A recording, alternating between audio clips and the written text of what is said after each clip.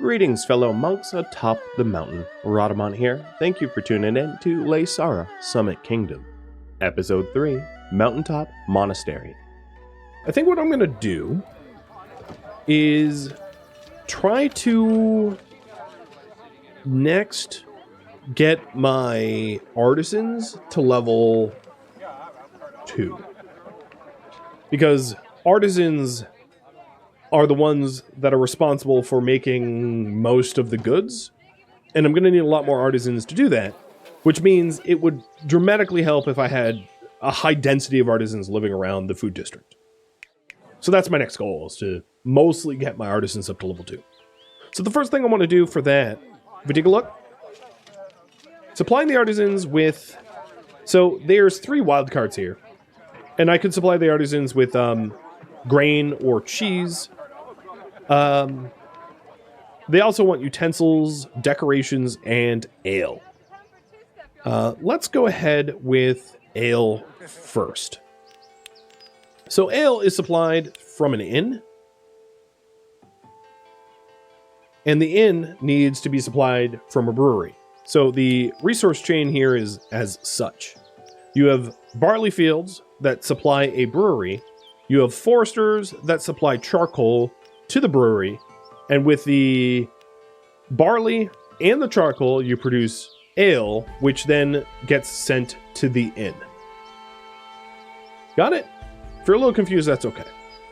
So, first thing that we want to do, probably, is to set up a hub for charcoal. Also, it looks like I am not producing enough honey, so that I can fix pretty quick. Done. We have the honey. So I think what I'm going to do is set this lowland area over here to where my yak pastures are. And then I'll set my charcoal production over here.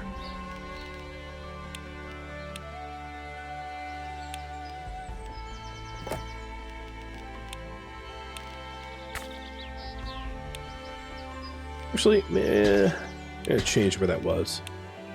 As far over as possible. So the reason I'm setting this up for yak pasture is it's very wide, which makes yak pasturing extremely easy. As you can see, if we put it here, we can just go wide without issue. Stretching all the way over here, and it will all still be connected to the road, which makes it easy. So, charcoal. Let's start making charcoal. So in order to make charcoal, it's just forester to a charcoal pile at a 2-to-1 ratio. The other thing that we might consider is the lower the wood is, of course, the lower the forester is, the more wood we make. So the charcoal pile takes 12 wood and turns it into 6 charcoal. We could set these foresters up for avalanche protection. But if we set it up here, it's not making a lot of wood. So there might be a reason to set it up here to protect this area from this snowcap. But for now, because we're relatively poor and we have a very limited workforce, I think it's probably best that we have the most bang for our buck instead. So what I'm going to do is I'm going to set a cart post here. And then I'm going to run charcoal makers here. So if we go to the charcoal production, we can do charcoal maker, and then forest, connected to the charcoal maker, connected to the cart post, and then this cart post can cart charcoal around.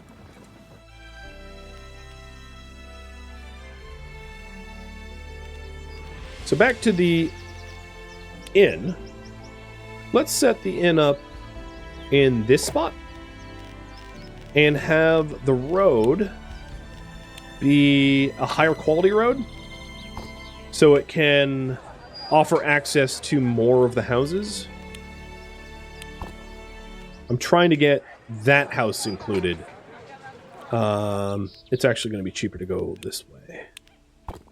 There. So all the houses are now covered by this inn. This inn just doesn't have beer yet. So for beer...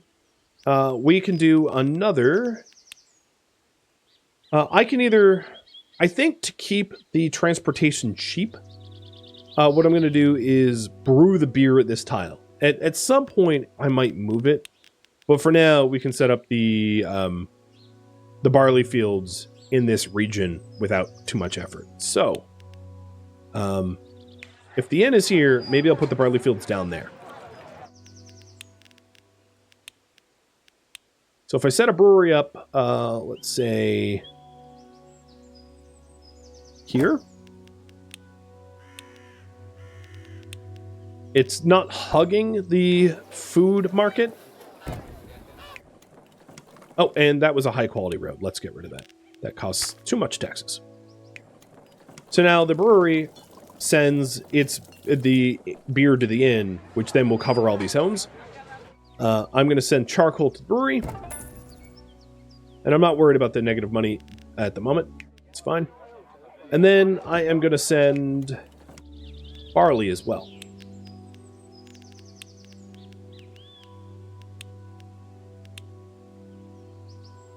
One, two,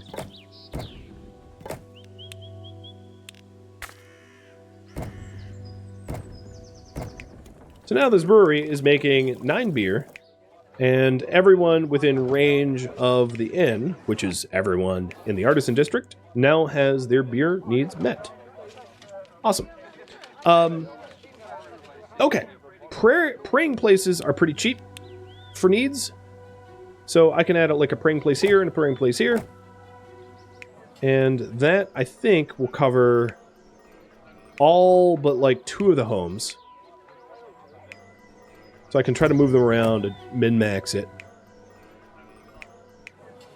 But these praying places are just money upkeep, so I can have others as well. Like, it's not too big of a deal to have multiples. This is not too expensive. And now we only need to meet one more need for the artisans to hit tier 2, which will solve the needed worker problem. So the last one could be decorations. So here are some decorations. I'm going to move this house there and set up a big decoration right there. That covers most of the houses. It has some gaps, and the rest of the gaps can be covered by these trees. So now every single artisan house is all set to go. And it will solve the tax problem and the lack of worker problem very quickly. Now, the other thing that you might note is we now have some shortages. We have egg shortages. Oops, that's not what I meant to do.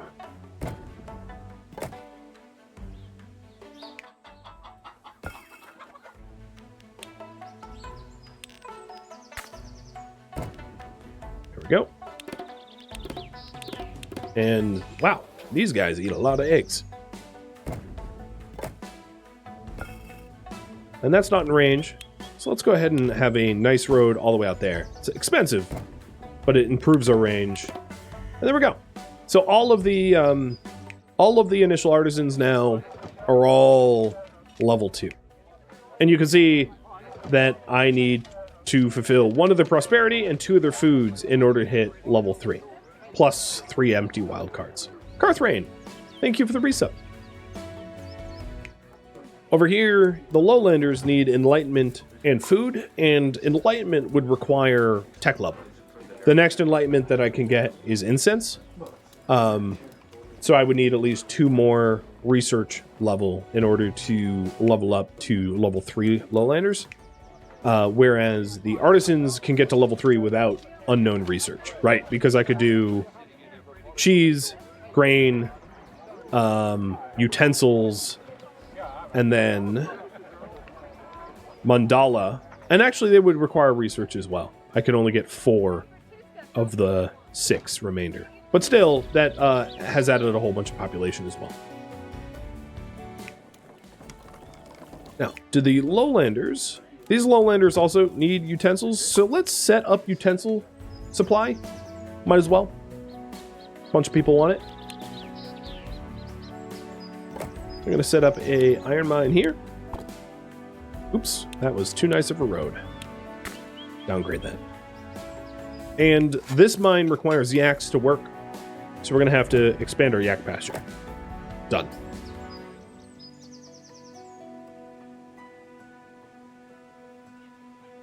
All right. This copper mine then will distribute its copper through a carrier post to different coppersmiths. Now, another thing that might be worth noting is imports and exports. So if I click this button, the world map button, you can see that, like, currently it's just trade posts that allow you to buy and sell resources.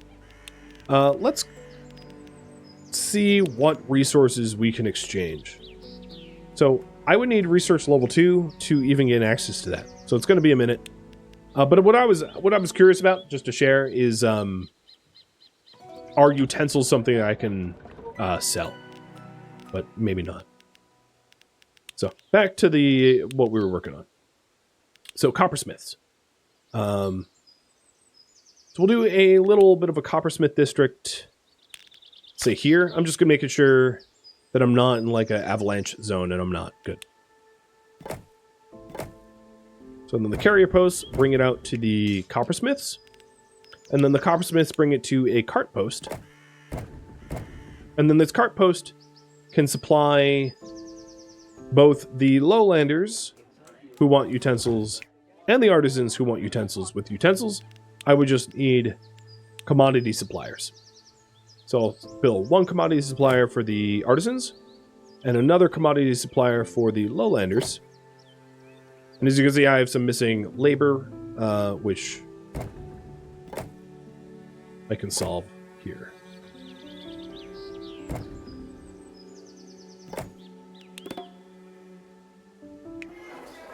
So if I drag this cart post out to the commodity suppliers, both groups are going to be getting copper utensils. And I have some sort of shortage here, as you can see. So I will do another metalsmith. Drag that out. And do we have any shortages? No. But I do have labor shortages for artisans. So get even more artisans, I suppose. Done. And now they have a shortage of eggs. Yes, this is a very common theme, if you'd believe that. There we go. Eggs supplied. Now you can see that the upkeep for the copper utensils was rather expensive, right? Like, I was just netting 400 something, and it's dipped a bit because all of this infrastructure is not cheap, right? It's 13 per coppersmith. The carrier post is 9. The cart post is 17. The mine is 17, plus the yaks required to run the mine, you know, and then all of the yaks per coppersmith. So that's 4, 8, 12, 16 yaks alone just to run that copper mine, and each yak also requires money, right? So it adds up pretty quick, which is why I've said before, and I'll say again, you have to very carefully manage everything closely, because very quickly you can find yourself bankrupt from just overzealous building pretty quickly.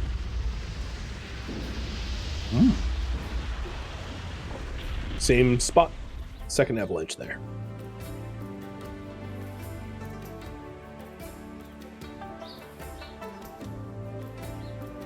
All right, we are getting close to the objective population. Let's see. I think at this point, it might make sense for me to work towards a monastery. So the academies add 1 research level once they're running. So you can technically level up to high-level research by just building a heck of a lot of academies. The reason not to do that is it's 48 monks for 1 research level, Whereas the monasteries is 59 monks for 3 research levels. So it's more bang for your buck to go monastery over academy. And bang for your buck is a good idea. One thing that we could do is level up these monks that are living here. So that's what I'm going to do now. I'm actually going to destroy some of these so that I can surround them with a wall and make them happy.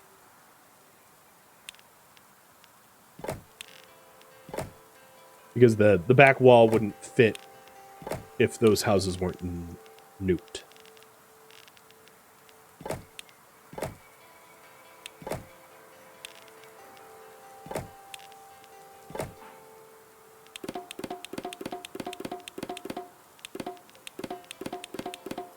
Cool. So now we have a lot more monks because I have surrounded their living area with walls, which is enclosed by monastery walls is one of the requirements. In order to get them to level 3, if we wanted to, we would need to supply 2 more enlightenment, which we could do with just 1 mandala, and then 1 food, which we could do with 1 cheese, and then decorations would bring them all the way up to the next tier. But I don't really need to do that. I'd rather get the prerequisites for a monastery going, which is rather complex. So in order to get a monastery going, we need a whole bunch of resource chains. So the monastery, in order to run, needs painted cedar. And painted cedar comes from herbalists and rock crystal mines. Both the herbalists are run by monks, and the rock crystal mines are run by lowlanders and yaks to produce dyes. And then the dyes are run by artisans to then produce painted cedar paired with a cedar growth. So unlike these trees down here, way down here, which just produce regular wood, up top, in the high zones, you can produce cedar wood. So if we go back to that resource chain again, cedar wood, you get a lot more bang for your buck out of the higher up you go. So we're going to want to, if you take a look at the monastery needs 6 painted cedar to fully fulfill their requirements for scholarship. And each one of these cedar painters provide 4, which means that the ratios are a little bit off. It's kind of like, 8 hot dog buns and 6 hot dogs. And these cedar painters require 8 cedar to produce 4 columns. So we would need 2 cedar groves producing 16 cedar fed to this 2 cedar painters producing 8 columns, also fed by 2 dye producers, 2 herbalists, and 1 rock crystal mine. Following along? I know, it's confusing. All right, so let's get that underway. Now, here's another thing. The rock crystal mines are here. There's an avalanche zone here, so I got to be a little careful about how I access this rock crystal mine. So there's a few different ways we could do it, but whatever we do, I have to build like a shaft. Oh, is that valid? Oh, all right, that's cool. So what I'm trying to do is I'm trying to build the road out to this rock crystal mine, as far away from the avalanche zone as possible, so that our rock crystal mines don't get snowed over.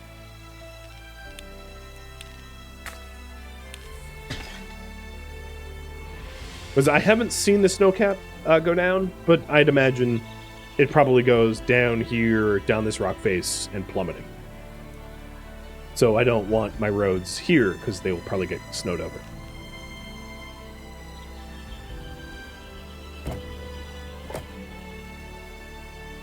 Alright, so the first thing we could do is the rock crystal mine.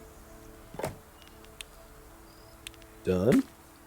And this rock crystal mine will need to have a cart post attached to it to be able to actually send the rock crystals somewhere useful.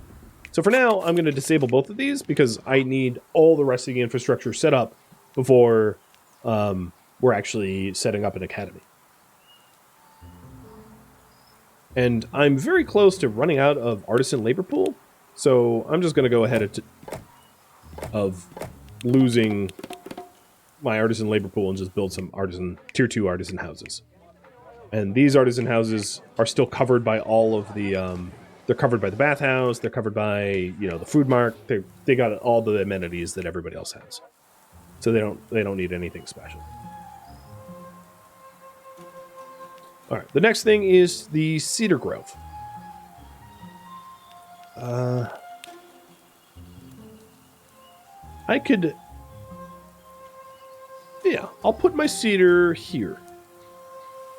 Over Laser, thank you for the sub. And welcome. Welcome, welcome. So we'll have 2 cedar groves here. Feeding...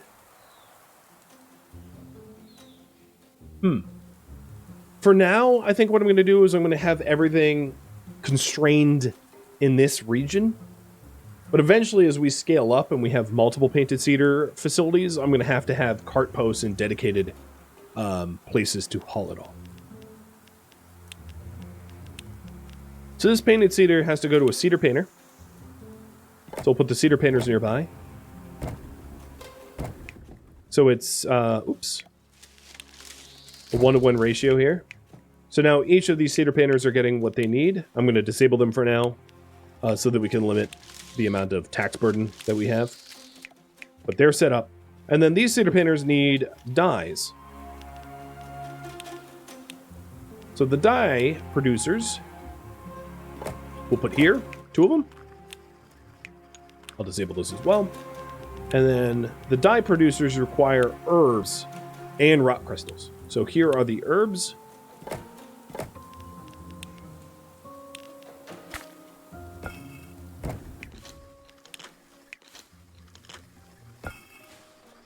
Oh, that's not in range, yeah. That's funny. There we go.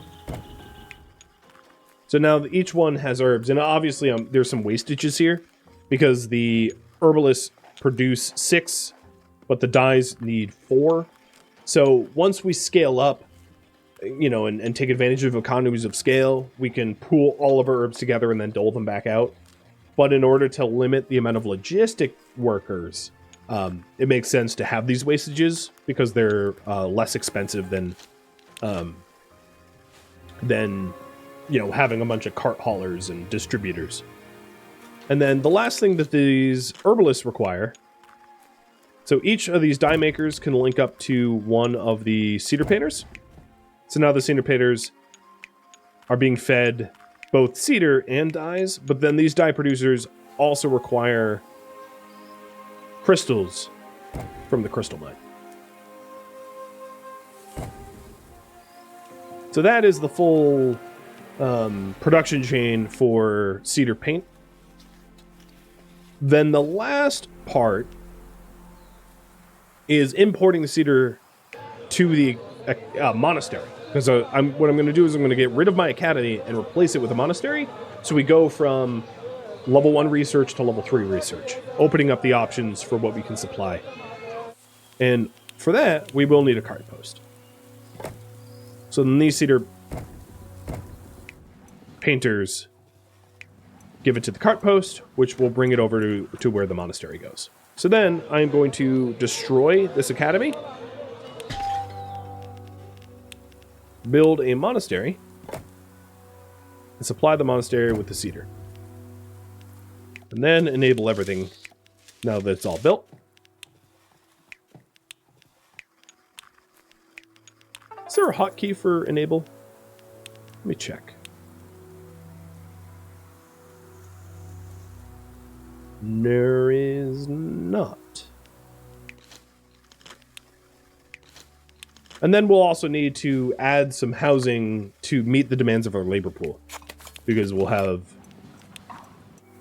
we have need of extra yaks and a few extra monks as well, which will balance the budget.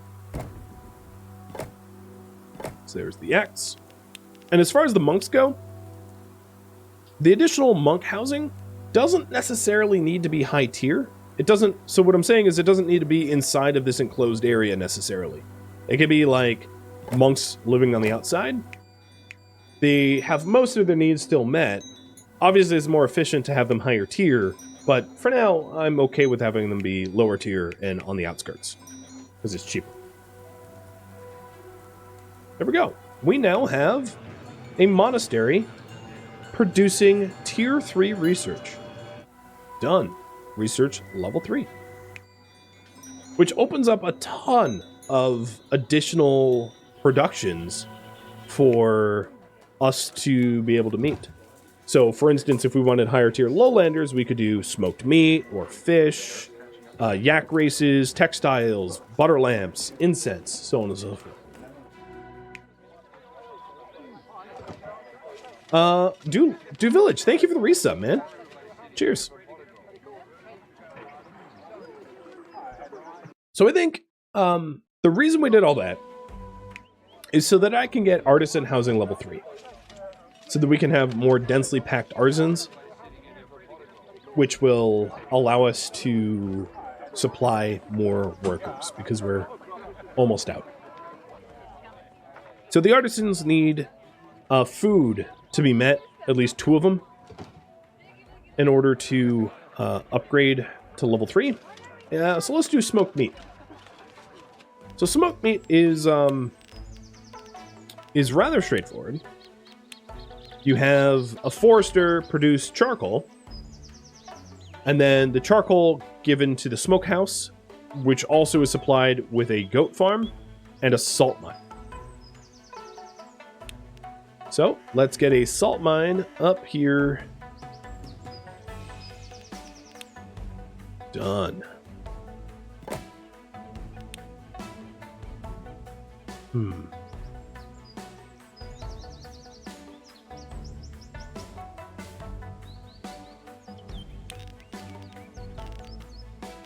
There. Now it's connected to the road. And we'll need a cart post to be able to ship that salt where it needs to be. Now, at some point, if I want to build this other salt mine, I might need to rework this monastery district, because the back walls are blocking it a little bit. Or you could put it inside the walls. I mean, that's another thing, is I could put the salt mine like here and move the roads or something. But that's something to figure out in the future. To run that, we need a few more yaks. And as you can see, there's like not a lot of room for overhead, right? I'm like barely breaking even here, but that's just the nature of the game. For now, I'm going to have some like less than satisfied, or imagine what will be less than satisfied artisans. Just so that we don't have the work shortages, so that I'm not redlining our budgets.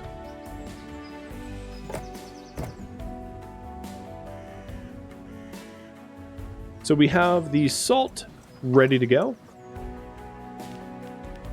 Now the other part of the smoked meat is supplying the actual meat. So down here, I will put goat farms.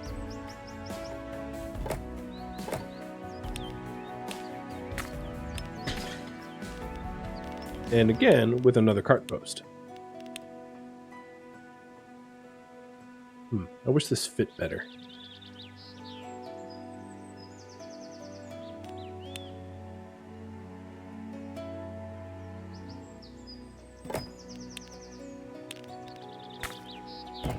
So these goat farms just produce meat. That's all they do.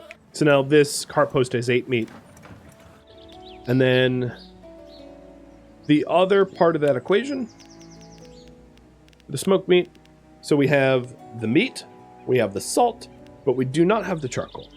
So the charcoal house over here has a surplus of 3 charcoal. And the smoked meat facility needs 4 charcoal, so I need to produce more charcoal. So another charcoal hut, 2 more foresters. Foresters supply the charcoal hut, supplies the charcoal cart post, and now we have a surplus of 9 charcoal. And then the last is to actually put the smokehouse somewhere in the vicinity of the food mart. So I'll put it here along the water. Riverside barbecue. So bring the charcoal over to the smokehouse, bring the meat over to the smokehouse, and bring the salt. That's not salt.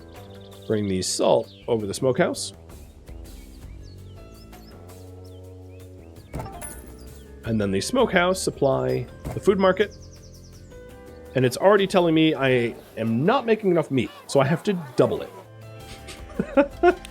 All right. I'm upgrading some of the lowlander houses to meet the labor pool. And I'm going to need to make some more artisan houses as well. For the same reason. So, let's double it. Another smokehouse.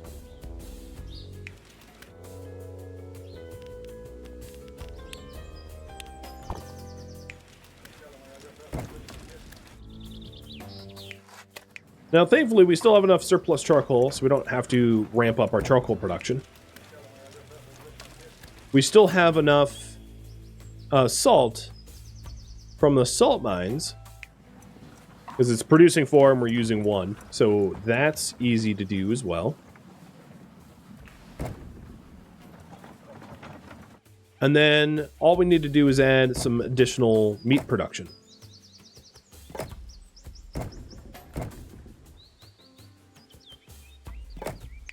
This is getting messy.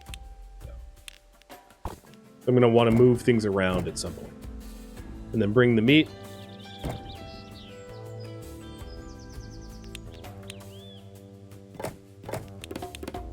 And there we go. All of the artisans now have access to smoked meats. There. Now, in order to hit tier 3, I can either supply them with a mandala, incense, a gong, butter lamps. Oh, where is this avalanche? Oh, there it goes. So the cart post almost got snowed in, but it didn't. It's just on the edge. And then it came down a little bit towards our crystal mine, but didn't actually snow it over. And then it just went down this rock face. The roads are still usable, the dirt roads, as you can see. So it caused essentially no damage.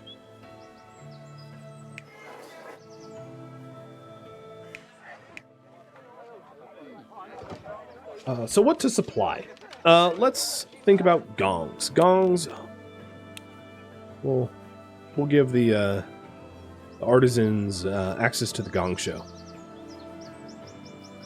So I might need 2 gongs, one on the west, one on the east.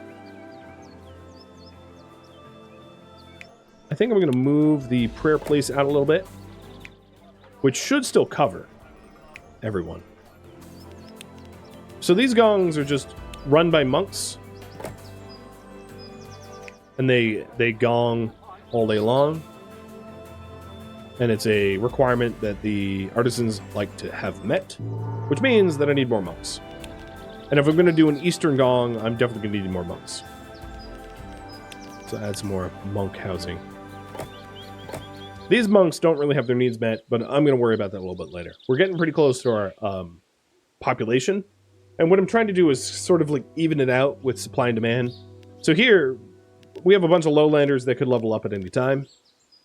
So I'm trying to make it so that I can have artisans being able to level up at any time so that I can scale up easier, rather than have to, like, build a whole new district.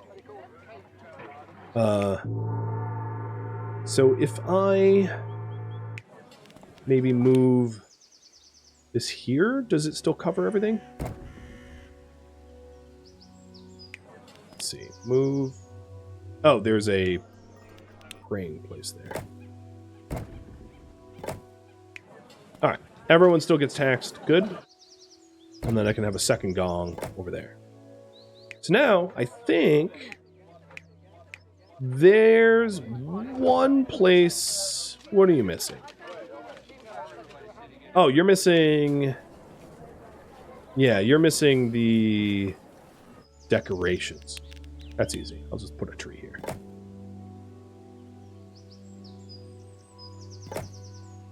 Trees are cheap.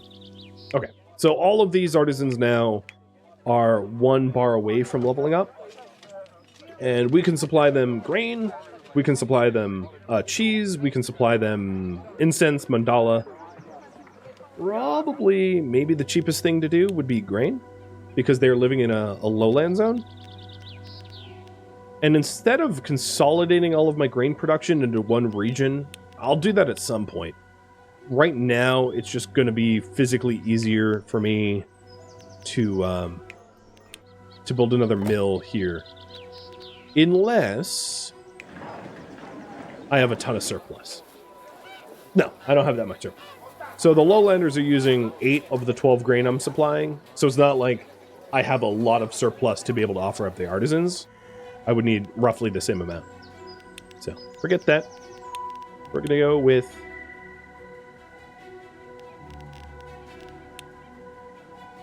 a low quality road out here.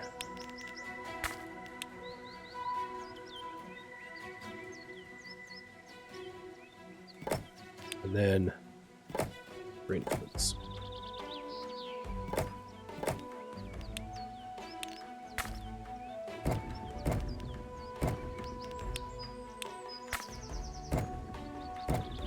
Done.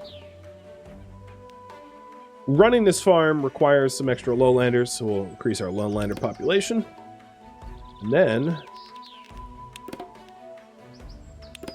I'm going to bring my artisan population up just enough to hit the 680 that the game wants me to hit.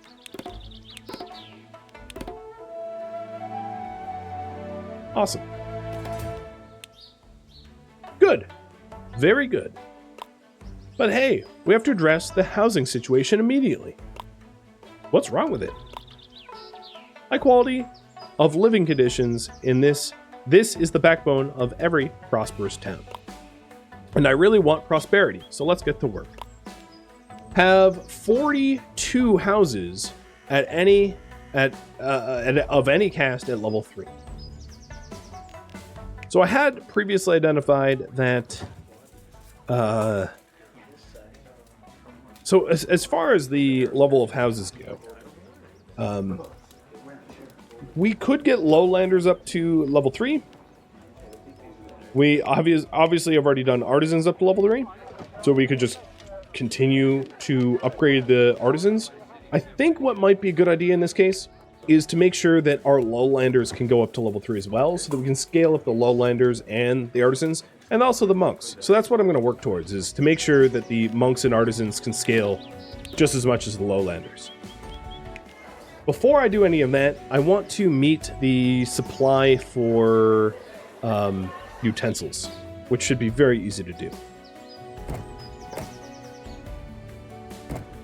Done. That's all. We just need a little bit more utensils being made. Alright, I think I need to rework this yak pasture. So I'm going to pause the game real quick and move some of these around.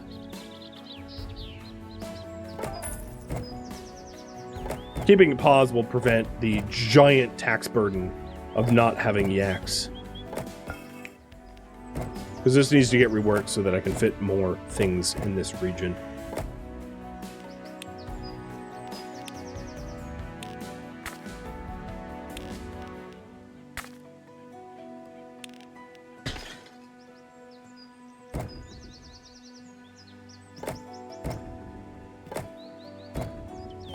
Much better. Look at them frolicking around, playing volleyball.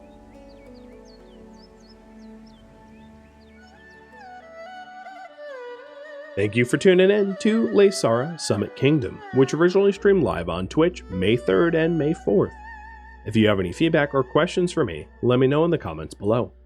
If you would like to catch a live stream of mine, Rhadamant.com has my stream schedule and countdown timers to upcoming streams, as well as a link to Twitch. If you would like to join my Discord, a link can be found in the description of this video as well. Thank you so very much for watching, and a special thank you to my Patreon patrons, Twitch subscribers, and viewers like you that support the channel and made it all the way to the credits. Thank you so very much. Hope to catch you next episode or an upcoming stream. Farewell, my fellow Laysarans.